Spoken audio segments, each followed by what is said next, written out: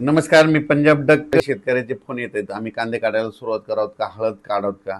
तर राज्यातल्या सर्व शेतकऱ्याला सांगू इच्छितो की आज 2026 आजपासून उन्हाचा पारा वाढत जाणार आहे. म्हणून तुम्ही हळद देखील काढू शकता, कांदा काढू शकता, ज्यांचा कोणाचा गहू असेल गहू काढू शकता, गहू वाळू घालू शकता.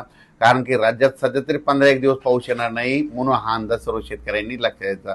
मग सांगायचं झालं तर राज्यात पूर्व विदर्भ, पश्चिम विदर्भ, दक्षिण महाराष्ट्र, उत्तर महाराष्ट्र, कोकणपट्टी, खानदेश, मराठवाडा सगळ्याच जिल्ह्यातल्या सर्व शेतकऱ्याला सांगू इच्छितो की आजपासून चांगलं सूर्यदर्शन होणार आहे, कडाक्याचा ऊन पडणार आहे, उन्हाचा पारा वाढत जाणार आहे.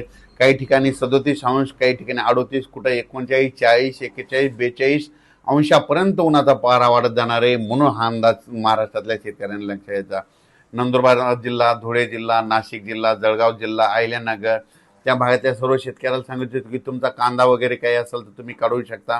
फक्त आजचे दिवस थोडंफार तुमच्या इकडे 6 तारखेला ढगाळ वातावरण राहणार आहे, म्हणून ही अंदाज उत्तर महाराष्ट्रातल्या शेतकऱ्यांना लक्षात घ्यायचा. त्याच्यानंतर मराठवाड्यामध्ये नांदेड जिल्हा झालं, हिंगोली जिल्हा झालं, परभणी जिल्हा झालं, लातूर जिल्हा झालं, धाराशिव जिल्हा झालं, बीड जिल्हा झालं, जालना जिल्हा, संभाजीनगर या मराठवाड्याला शेतकऱ्याला सांगू इच्छितो तुम्ही हळद काढू शकता, कांदा असेल कांदा काढू शकता, काही वाळू घालायचं तर वाळू देखील गहू वाळू घालू शकता. कारण की राज्यात सध्या तरी मराठवाड्यात पाऊस येणार नाही, म्हणून हा अंदाज लक्षात येतात. मात्र उन्हाचा पारा वाढत जाणार आहे, मात्र गरमी वाढणार आहे, म्हणून हे देखील सर्व शेतकऱ्यांनी लक्षात येतं. त्याच्यानंतर विदर्भाकडे वळूत आपण. विदर्भामध्ये वर्धा जिल्हा, नागपूर जिल्हा, भंडारा जिल्हा, गोंदिया जिल्हा, चंद्रपूर, यवतमाळ, वाशिम, अकोला, अमरावती, बुलढाणा, भंडारा ह्या जिल्ह्यातल्या विदर्भातले 6 5 11 जिल्ह्यातल्या शेतकऱ्याला सांगू इच्छितो की तुम्ही आता हळद बी काढू शकता, शिजवू शकता, वाळू घालू शकता. कारण की सध्या तरी 15 दिवस पावसाचं वातावरण नाही, म्हणून हा अंदाज तुम्ही सर्व शेतकऱ्यांना लक्षात द्यायचा. आणि आपण आपलं हळदीचं नियोजन करायचं, कांद्याचं करायचं, भुईमुग असेल तर ते देखील काढू शकता. सध्या तरी पाऊस येणार नाही, मात्र उन्हाचा पारा वाढत जाणार आहे.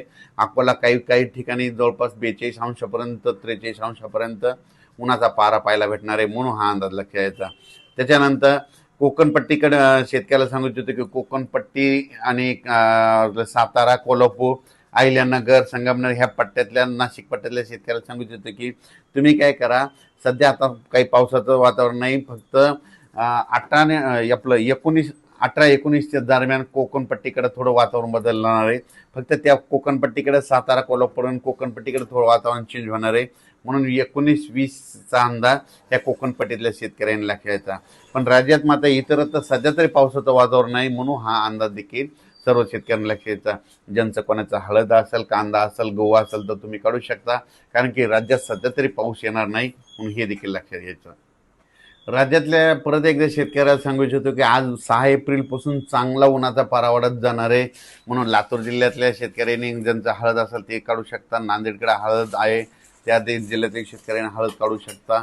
त्याच्यानंतर इकडे यवतमाळ जिल्हा, त्यांनी देखील तेलंगणातल्या, कर्नाटक त्या देखील शेतकऱ्यांनी तंबाखू हळद काढू शकता, झाकू शकता, म्हणून हे देखील लक्षात यायचं. मध्य प्रदेशकडे देखील वातावरण आता कोरडं होणार आहे, म्हणून हे देखील लक्षात यायचं.